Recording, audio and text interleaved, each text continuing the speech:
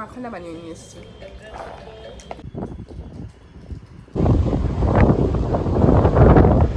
Room থেকে ভিউটা কি সুন্দর লাগছে, দূরে মনে হচ্ছে বৃষ্টি আসবে। আর হচ্ছে আমার বেডরুমে ভিউ, এই কাজটা সরিয়ে দিলে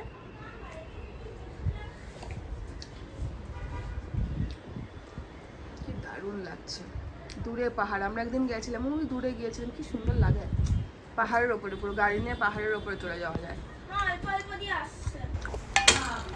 সকালে রুটি বানিয়েছিলাম, বাবি রুটি খাবে না, এখন বলছে মা আমাকে একটু তেল দিয়ে ভেজে পরোটা বানিয়ে দাও, তাই ওর জন্য আবার পরোটা বানিয়ে দিলাম।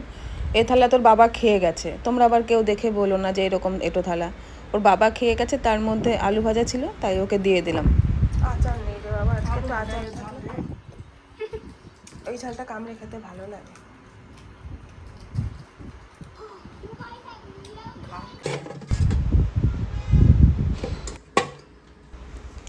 এখন ভাত বসাবো, সকালবেলায় ভাত বসাবো, রান্না করব, অনেক কাজ।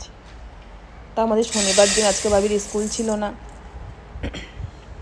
এবার ওরও একটু ভাত খেতে হবে সকালে 10-11টার দিকে, তাই জন্য সকাল সকাল এখন 10টা বাজে রান্না করে ফেলি। আজকে জলের অবস্থা খুব খারাপ, ঝিঙে দিয়ে আর কুমড়ো দিয়ে একটা তরকারি করবো, আর গাঠি কচুর ঝোল করবো। হ্যালো, আমার নতুন একটা ব্লগে সবাইকে স্বাগত জানাচ্ছি। আশা করছি তোমরা সবাই খুব ভালো আছো, আমিও খুব ভালো আছি। আমি এখন থাকছি মুম্বাইতে, তো মুম্বাই থেকেই ব্লগটা বানাচ্ছি। এবার অনেকে আবার জিজ্ঞাসা করবে যে মুম্বাইতে থাকছি কেন বলছি, কারণ কি আমি আগে কলকাতায় থাকতাম, সবে 1 বছর হয়েছে মুম্বাইতে শিফট করেছি। তো রাইস কুকারের জলটা না আমি এইভাবে একটু মেপে নিই, কি এইভাবে না রাইস কুকারের চালে আমি জলটা এইভাবে মেপে দিই, তা দেখছি যে একটু কম হয়েছে, আর একটু জল দিয়ে দিই, আর একটু জল দিলে ঠিক হবে। ব্যাস, এবার ঠিক আছে, এবার একদম 4 আঙুলের 3 আঙুলের নিচে আছে, এবার ঠিক আছে। ভাত বসিয়ে দিয়ে তারপরে আমি সবজিগুলোকে রান্না করব, মানে কাটবো, কি যে বলি না কথা সব আটকে যায়। কেটে রেডি করে একবারে করে নেবো, ঝটপট হয়ে যাবে।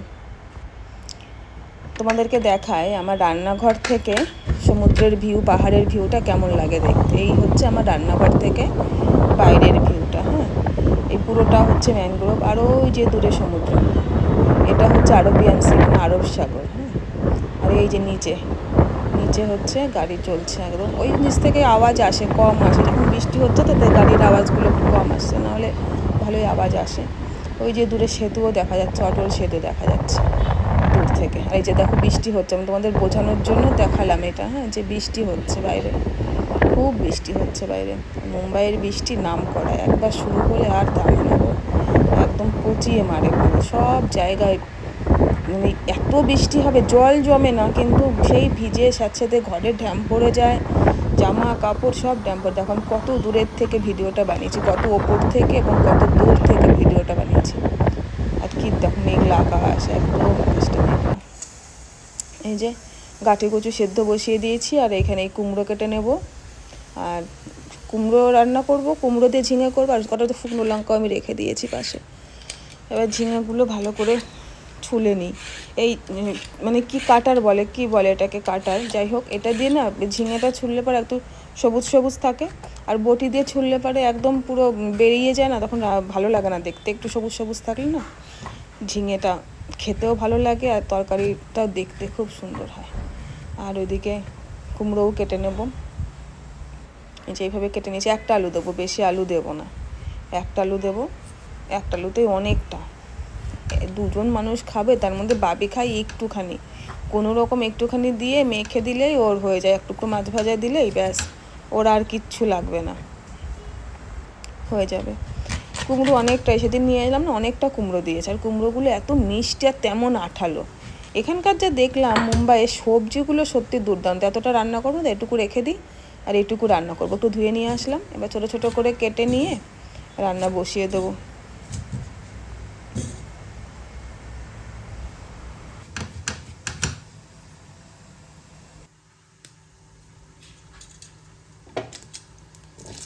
এই যে কড়াইতে একটুখানি ওই জিরে ফোড়ন দিয়েছি, আর একটুখানি রাঁধুনি ফোড়ন দিয়েছি। কুমড়োগুলোকে দিয়ে নুন হলুদ দিয়ে ভালো করে নেড়ে ঘেটে একটু ঢেকে দেবো, সামান্য জল দিয়ে ঢেকে দেবো। ঢেকে দেওয়ার পরেই এবার কুমড়োগুলো যখন নরম হয়ে যাবে একটু, তারপরে ঝিঙেগুলো দেবো। তাহলে কি হবে, ঝিঙেগুলো সবুজও থাকবে। আর লঙ্কা দেবো, একটু বেশি করে লঙ্কা দেবো। মানে তরকারিটা কেমন হবে বলো তো, কুমড়োগুলো যেহেতু মিষ্টি, চিনি দেবো না কিন্তু আলাদা করে, কুমড়োগুলো যেহেতু মিষ্টি সেই জন্য ওই ঝাল দেবো। এদিকে নুন থাকবে, এদিকে মিষ্টি, ঝাল ঝাল মিষ্টি মিষ্টি নোনতা নোনতা এই টাইপের একটা খেতে হবে। এত টেস্ট হয়, গরম ভাতে খেতে খুবই ভালো লাগে। এই যে গাঁঠি কচুগুলো ছুলে নিয়ে এসেছি। গাঁঠি কচু ছোলা আর তোমাদের দেখালাম না, সবাই জানে কীভাবে ছুলতে হয়। ছুলে নিয়ে এসেছি, গাঁঠি কচুর ঝোলটাও চটপট রান্না করে ফেলবো। এই দেখো, একটা চেপে দেখি কুমড়োগুলো সেদ্ধ হয়েছে কিনা। হ্যাঁ, সেদ্ধ হয়ে গেছে। এখন একটু ওই ঝিঙেগুলো দিয়ে দিই। দেখেছি অল্প জল দিয়ে দিয়েছিলাম আর কত সুন্দর হয়ে গেছে। এবার অল্প এই যে ঝিঙেগুলো দিয়ে দেবো। দুটো ঝিঙে আবার বড় বড় রয়েছে, কেটেছিলাম ছোট করে, দেখো তো দুটো ঝিঙে আবার বড় রয়েছে। যাই হোক, একটু সেদ্ধ হোক ঝিঙেগুলো, তারপরে না হয় কেটে দেবো। লঙ্কাগুলো ফেলে দিয়ে দিই। আমি আবার লঙ্কাগুলো না সিজার দিয়ে কাটি, সিজার দিয়ে কাটলে চটপট হয়ে যায়। আর বটি দিয়ে কাটতে গেলে সেই আবার এমন করে করে কাটো, ওর থেকে সিজারই আমার কাছে সুবিধা মনে হয়। ওই জন্য সিজার দিয়ে কেটে দিয়ে দিই। ব্যাস, একটু হয়ে গেছে। বেশি দেখেছো কতগুলো লঙ্কা, খুব ঝাল কিন্তু এখানকার লঙ্কা। কত রকমের যে লঙ্কা পাওয়া যায় এখানে, অনেক রকমের লঙ্কা পাওয়া যায়।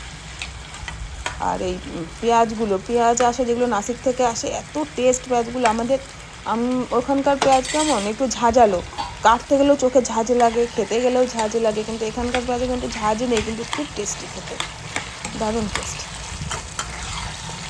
এই সেই রাজুদা বলে না, রাজুদা সে পকেট পরোটা, রাজুদা বলে না সেই কি আপেল পেঁয়াজ, সেই টাইপের পেঁয়াজ। কড়াই আর ধুইনি, ওই কড়াইতেই একটু কী বলে আবার রাঁধুনি আর জিরেই ফোড়ন দিয়েছি। দিয়ে এই যে গাঁঠি কচু কিছু ভালো সেদ্ধ হয়েছে, আর কিছু একটু শক্ত আছে, ওগুলো আবার রান্নার সময় সেদ্ধ হয়ে যাবে। কিচ্ছু মশলা দেবো না, শুধু হলুদ, নুন আর জিরে ফোড়ন, ব্যাস। আর কিচ্ছু, জিরে রাঁধুনি ফোড়ন, আর কিচ্ছু দেবো না। তাতেই দেখ এত স্বাদ হবে না খেতে। আর লঙ্কা দেবো, কটা কাঁচা লঙ্কা চিড়ে দিয়ে দেবো, খুব স্বাদ হয় খেতে। নিরামিষ তরকারি কিন্তু, এটার মধ্যে মাছ দেবো না, নিরামিষ তরকারি।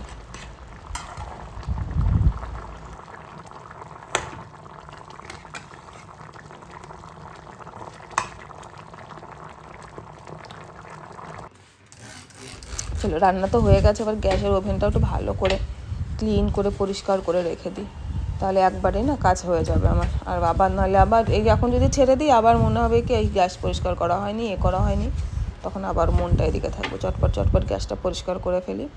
এই দেখো আমার রান্না কমপ্লিট। এখানে মাছের ঝোল বলছি, গাঁঠি কচুর ঝোল, এদিকে ঝিঙে, আর এদিকে গরম ভাত হয়ে গেছে। ওয়ার্মে থাকবে অনেকক্ষণ, তাহলে যখন খাবো না তখন গরম থাকবে একদম। আবার ওয়াশিং মেশিনে এতগুলো জামা পড়েছিল, সেই জামা কাপড় আবার ধুতে এসছে। এখন ধুয়ে দিয়েছিলাম, রান্না করার সময় মেশিন চালিয়ে দিয়েছিলাম। তারপরে এখন শুধু মেলে দেবো। মেলে দিলে ঘরের ভেতরে রাখা, দেখো বাইরে যেহেতু বৃষ্টি হচ্ছে, ব্যালকনির দিক থেকে এত বৃষ্টির ঝাঁট আসে যে জামা কাপড় আর শুকোয় না। ঘরের মধ্যে রেখেছি, আর নেট দেওয়া আছে, ওই টেনে রাখলে হাওয়াতে যেটুকু শুকায়।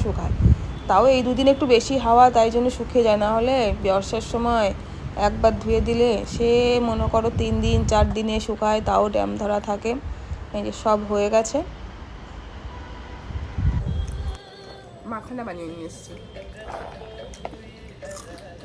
বাবি আমার কাছে বসছে, ভিডিও বানাচ্ছে আমি, ও ট্যাবের সাউন্ড জোরে দিয়ে দেবে, আবার ওকে বলতে হবে সাউন্ড কম।